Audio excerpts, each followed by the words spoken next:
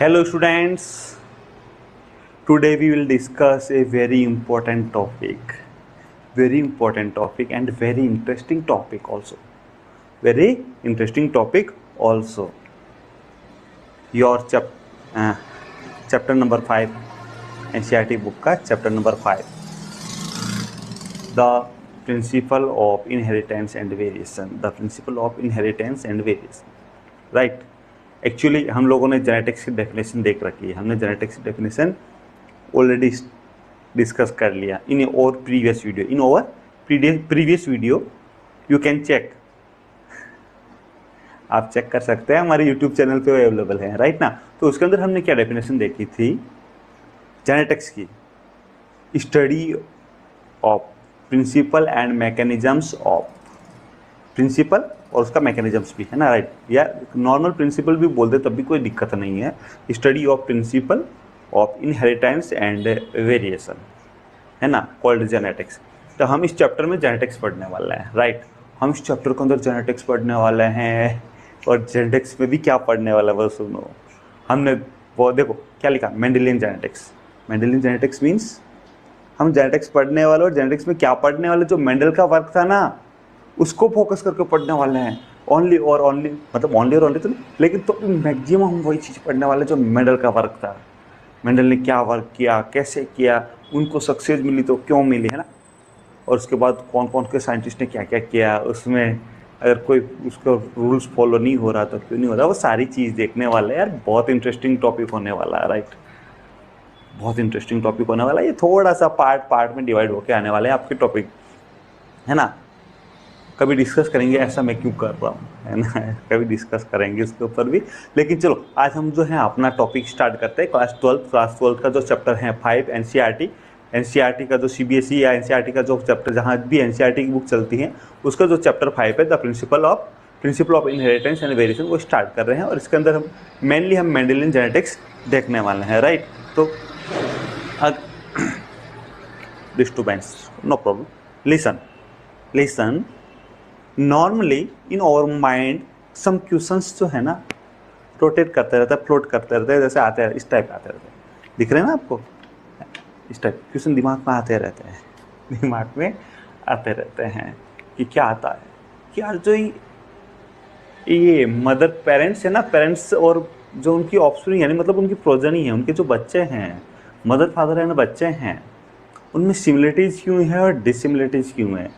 अगर उसी mother father का बच्चा तो वो उनमें या तो पूरा उनके जैसा होना चाहिए, राइट, या नहीं हो रहा है या कुछ हो रहा है, वाई क्वेश्चन है ना, वाई ये नॉर्मली आता है। इसके अलावा जो है ना और देखो और क्या क्या क्वेश्चन आता है कि ये जो कैरेक्टर ट्रांसफ़र हो रहे हैं ना, कैरेक्टर मदर फादर से जो उनके बच्चों में कैरेक्टर ट्रांसफ़र हो रहे हैं, उनके बच्चे मतलब उनकी प्रोजनी के अंदर जो ट्रांसफ़र हो रहे हैं, what are elementary principle involve, इसके अंदर कौन कौन से एलिमेंट्री प्रिंसिपल जो है वो इन्वॉल्व हैं, कौन कौन से कैरेक्टर पास होंगे, कैसे होंगे, बहुत सारे क्वेश्चन आते हैं। ऐसे एक क्वेश्चन तो ये भी आता, सुनो, एक क्वेश्चन आपके माइंड में ये भी आएगा ना कि यार ह्यूमन बींग्स का जो बच्चा है ना वो ह्यूमन बींग्स होता है, राइट। ह्यूमन बींग्स का जो बच्चा होता है वो ह्यूमन बींग्स होता है, और डॉगी होता है ना, उसका बच्चा जो होता है वो डॉगी ही होता है, राइट। ह्यूमन बींग्स का बच्चा ह्यूमन बींग्स, डॉगी का बच्चा डॉगी, हॉर्स का बच्चा हॉर्स, डंकी का बच्चा डंकी। वाई, क्यों, क्या ऐसा पॉसिबल है कि ह्यूमन बींग के डॉगी आ जाए या डॉगी के ह्यूमन बींग्स आ जाए, ऐसा पॉसिबल है क्या? नहीं, नो। अच्छा एक चीज़ और आपने नोटिस की होगी, हम सबकी आईज यही है, नोज यही है, सबकी पोजीशन फिक्स है, हमारे सारे ऑर्गन, हमारी बॉडीज़ के जितने भी पार्ट है, जो भी ऑर्गन है, सबकी पोजीशन फिक्स है। वाई, कौन डिटरमाइन करता है कि आपकी इसकी पोजीशन यहाँ पर होगी या इस पार्ट्स की या इस ऑर्गन की पोजीशन यहाँ पे होगी? Who determine, right. बहुत सारे क्वेश्चन, सबका रिप्लाई मिलेगा आपको, सबका रिप्लाई मिलेगा, राइट। सबकी बात करने वाले हैं और डिटेल में, और ये आपके सिलेबस में है। सबसे पहले बात करेंगे, हमने जब जिसका बात की कि हम जेनेटिक्स, ये सब कुछ क्या है जेनेटिक्स है, आपके जेनेटिक्स की डेफिनेशन से निकाल के आपका चैप्टर का नाम दिया, तो जेनेटिक्स की डेफिनेशन क्या होनी चाहिए, जेनेटिक्स की डेफिनेशन क्या होनी चाहिए? Genetics is the study of principle and mechanisms of heredity and variation. कौन कौन से प्रिंसिपल है हेरिडिटी एंड वेरिएशन का, उसका कौन सा मैकेनिज्म्स हैं। जो हेरिडिटी एंड वेरिएशन हो रही है ना, हेरिडिटी एंड वेरिएशन, उस हेरिडिटी एंड वेरिएशन का प्रिंसिपल कौन से हैं, उनके मैकेनिज्म्स कौन सा है, कौन कौन से वो रूल्स फॉलो करते हैं, उसका मैकेनिज्म्स कौन सा, उसकी स्टडी ही तो क्या है, जेनेटिक्स है।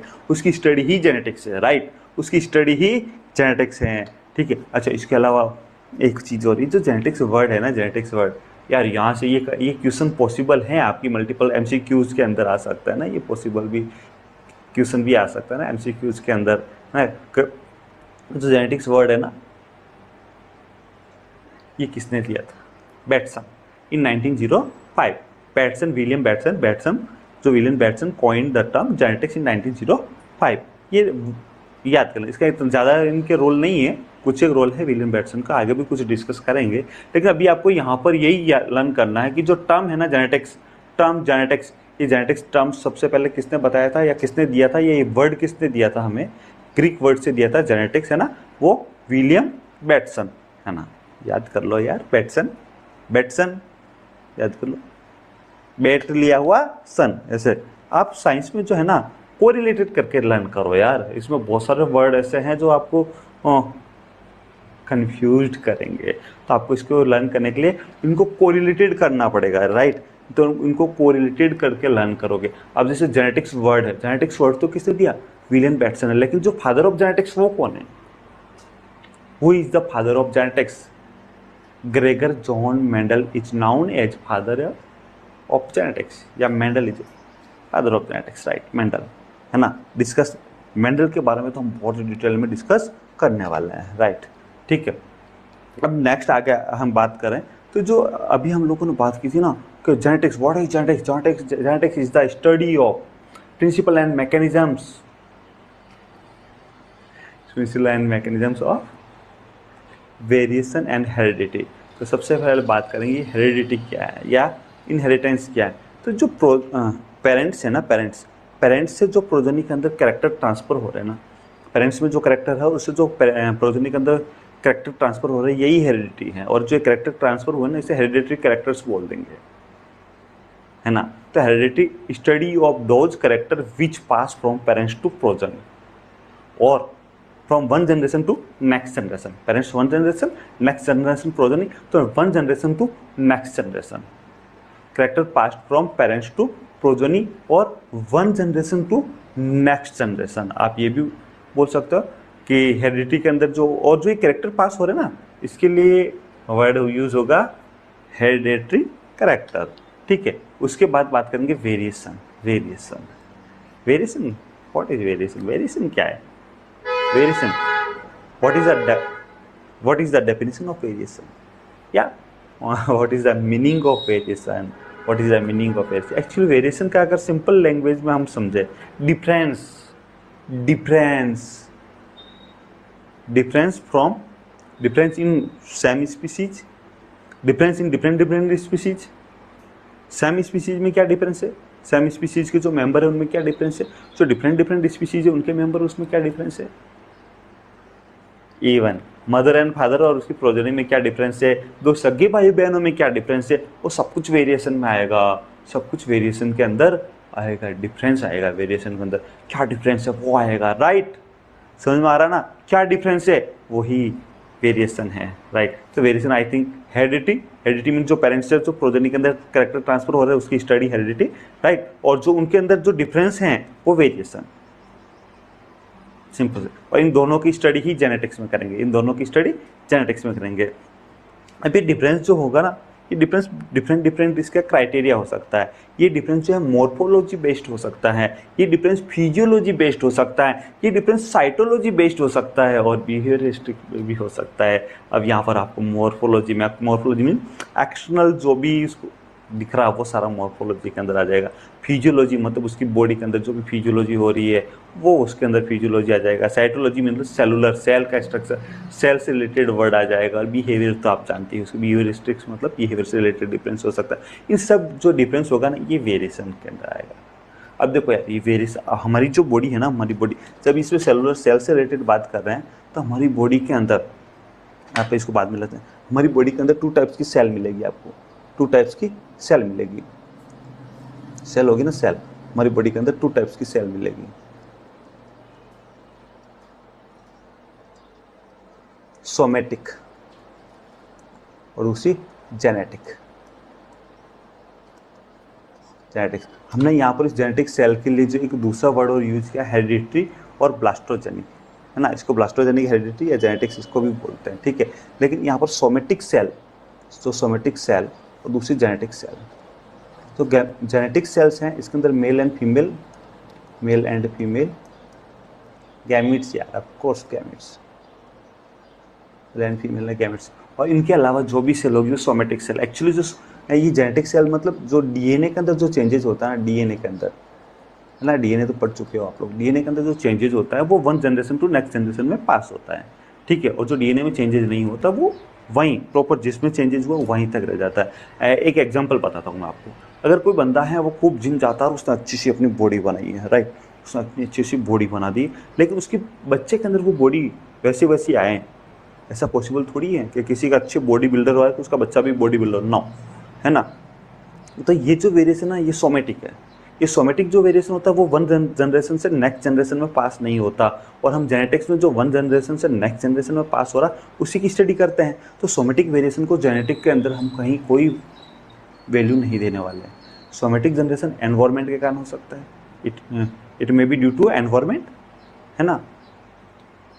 लेकिन जो जेनेटिक वेरिएशन है ना वो डीएनए में होता है, 1 जनरेशन टू नेक्स्ट जनरेशन में पास होता है, ठीक है। तो जो जेनेटिक वेरिएशन है, ये जो हेरिडिटी है, ये जो ब्लास्टोजेनिक वेरिएशन है, हम उसी की स्टडी करने वाला है यहाँ पर। बात समझ में आई ना। हम ओनली और ओनली उसी की स्टडी करने वाले हैं। ये सारा हटा देते हैं और फिर अगला वाला देखते हैं हम लोग, ठीक है। अब अगला वाला देख लेते हैं। हमने यहाँ देखो ये समझाया आपको। तो वेरिएशन जो है 2 कैटेगरी में क्लासीफाइड कर सकते हैं। यहाँ देखो आप ध्यान से देखोगे, वेरिएशन को जो है हमने 2 कैटेगरी के अंदर ट्रांसफर किया है। पेन चेंज कर देते हैं क्योंकि हमारे पास रेड था, ये लो। एक तो सोमेटिक और दूसरा हेरिडिटरी या जेनेटिक। हेरिडिटरी बोल तो उसको जेनेटिक्स बोल सकते हैं, जेनेटिक वेरिएशन, है ना। सोमेटिक या जेनेटिक वेरिएशन बोल सकते हैं इसको, ठीक है। तो ये 2 टाइप्स के वेरिएशन, और वेरिएशन दोनों डिफरेंस आप समझ गए होंगे। जो जेनेटिक्स होंगे ये हेरिडिटरी होंगे, जो ब्लास्टोजेनिक्स होंगे वो 1 जनरेशन टू नेक्स्ट जनरेशन में पास होंगे। ज़्यादा कंफ्यूज नहीं होना है आपको, खाली जेनेटिक वेरिएशन देखना है, सोमेटिक देखना ही नहीं है। अच्छा अब सुनो, जो जेनेटिक्स है ना उसकी भी तो कोई डिफरेंट ब्रांच हो सकती है। देखो कितने मज़ेदार ब्रांचेज डांस कर रही है आपके सामने, है ना। तो जेनेटिक्स है ना इसकी भी डिफरेंट ब्रांचेज होती है। एक्चुअली जो जेनेटिक्स है ना उसको स्टडी के अकॉर्डिंग कह दो, या आप इवन आपकी बुक में जो चैप्टर प्रिंट है ना वो भी इसी ब्रांच के अकॉर्डिंग प्रिंट, आप ध्यान से देख लेना। अभी तीनों ब्रांच क्या है वो भी समझ लो आप। एक्चुअली जो जेनेटिक्स है उसको 3 ब्रांच के अंदर क्लासीफाई करेंगे। ट्रांसमिशन या classical genetics, molecular genetics, population genetics. जैसे कि इनके नाम हैं, इनके नेम का अगर आप फोकस करो, देखो साइंस बायो के अंदर एक बहुत ही अच्छी बात यह है कि अगर आपको कुछ कहीं कुछ कन्फ्यूजन हो जाए ना, तो जो उसको क्वेश्चन के अंदर जो भी टर्मिनोलॉजी दे रखी होगी ना, उस टर्मिनोलॉजी को 3 या 4 5 टाइम पढ़ लो, आपको आंसर निकल आएगा। जैसे देखो ट्रांसमिशन या क्लासिकल, ट्रांसमिशन मतलब कुछ न कुछ ट्रांसमिशन हो रहा है, किसका ट्रांसफर हो रहा है, gene from 1 generation to next generation. तो जीन ट्रांसफर हो रहा है, देखो इसका हमने समझाया बहुत अच्छे से आपको। जो ट्रांसफर हो रहा है ट्रांसमिशन, देखो ट्रांसमिशन जो होता है ना या क्लासिकल जेनेटिक्स का, हमने 3 ब्रांच देख रहे, उसमें से ट्रांसमिशन वाली या क्लासिकल, दूसरी मोलिकुलर और लास्ट पॉपुलेशन। तो ट्रांसमिशन में जो gene 1 generation to next generation और ट्रांसफर हो रहा है उसके बारे में स्टडी करने वाला है। तो हमारे चैप्टर में भी हम सबसे पहले जीन से रिलेटेड बात करने वाला है, जीन के रिलेटेड स्टडी करने वाला है। तो जो gene 1 generation to next generation में पास हो रहे हैं ना, वो ट्रांसमिशन जेनेटिक्स के अंदर उसकी स्टडी होगी, ठीक है। उसके बाद मोलिकुलर जेनेटिक्स में क्या होगा, को ये जो कैरेक्टर ट्रांसफर करने के लिए रेस्पॉन्सिबल कौन है, डीएनए मोलिक्यूल, है ना। डीएनए मोलिक्यूल उसके लिए रेस्पॉन्सिबल है ना for transfer character from 1 generation to next generation. DNA molecule is mainly responsible, है ना, फॉर दिस ट्रांसमिशन, राइट। तो जब डीएनए मोलिक्यूल रेस्पॉन्सिबल है, यानी कि हम मोलिकुलर लेवल पर स्टडी पर हम किसकी स्टडी करेंगे, डीएनए की करेंगे। किसकी स्टडी करेंगे, डीएनए। ट्रांसमिशन किसका हो रहा है ना, ट्रांसमिशन जीन्स का हो रहा है, तो इसमें जीन वाले स्टडी होगी from 1 generation to next generation, और मोलिकुलर में डीएनए की। अच्छा पॉपुलेशन है क्या, एक बहुत बड़ी पॉपुलेशन है, उसमें जीन का डिस्ट्रीब्यूशन कैसा है, उसमें जो जीन का डिस्ट्रीब्यूशन है ना उसकी स्टडी करेंगे, उसको देखेंगे। तो उसको किस में देखेंगे? उसको देखेंगे पॉपुलेशन जेनेटिक्स के अंदर यार, उसको पॉपुलेशन जेनेटिक्स में देखने वाले हैं। तो देखो ये तीनों जो ब्रांच है ना, ये तीनों ब्रांच, इनमें क्लियरली कोई सेपरेशन नहीं है, क्लियर कट कोई सेपरेशन नहीं है। जैसे हमने यहाँ पीछे अभी हम आपको बताया नहीं, और हमने यहाँ पीछे दिया भी था, ये लास्ट लाइन देखो आप, ये वाली लास्ट लाइन, ये लास्ट होती, ये जो एरो लगा है ना बड़ा सा, इस एरो के अंदर लिखा हमने कि इनमें जो है ना क्लियर कोई सेपरेशन नहीं है, क्लियरली कोई सेपरेशन नहीं। फिर भी हम इसको जो है ना 3 ब्रांच के अंदर, 3 ब्रांच के अंदर सेपरेट करते हैं स्टडी के पर्पज से, राइट। तो स्टडी के पर्पज से सेपरेट करेंगे, और तीनों का हमने डेफिनेशन या तीनों को हमने समझ लिया है किया, ठीक है। अब जो नेक्स्ट चैप्टर में इसके आगे की डिटेल पढ़ने वाले हैं यार, बहुत मज़ा आने वाला है। अभी तो हमें मेंडल को भी पढ़ना है, मेंडल ने सक्सेस मिली तो क्यों मिली, वो सब कुछ पढ़ना है। तो आप बने रहे हमारे साथ, हमारा चैनल लाइक एंड सब्सक्राइब कर लें। लाइक करने से हमें मोटिवेशन मिलता है, और सब्सक्राइब करने से आपको जो भी हमारी नेक्स्ट क्लास होगी ना उसका नोटिफिकेशन मिल जाएगा। क्योंकि हमने क्लास का टाइम फिक्स नहीं किया है, हमने क्लास होगी ज़रूर पर उसका टाइम फिक्स नहीं है।